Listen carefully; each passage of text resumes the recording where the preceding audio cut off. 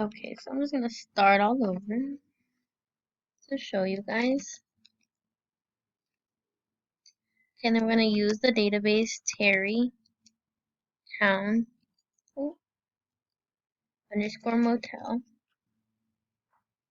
And then I'm just gonna copy and paste what I have, the query that I have for my first problem.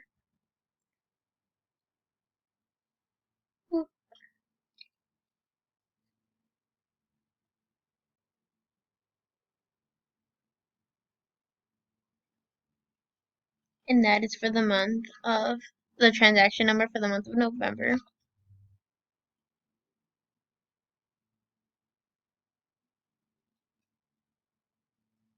Then over here we have the transaction number for the month of December, and as you can see, since we just have the months of November and December as our transactions for this database, and since they're the same number of transactions, that means that our minimum, our maximum, and our average is 20 for all months.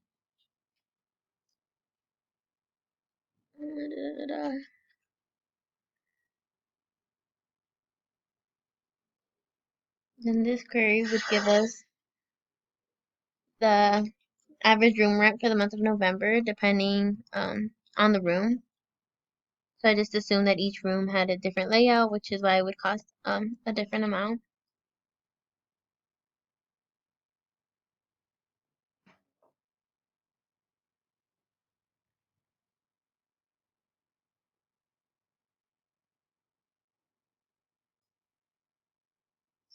And then this is the average room rent for the month of December, and as you can see, it's actually the same for the month of November and for the month of December. That's because they had the same cost and number of transaction in each month as we saw in problem 1.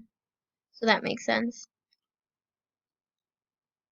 And then for problem 3, where we were supposed to find the employee who kept working after he was terminated, I just selected all the tables under the employee. I selected all the columns in the employee table, and I saw that the only person who had been terminated was the employee with the individual ID 2, and he was terminated back in 2013. And then I used that information to make my next query to find when he was still working.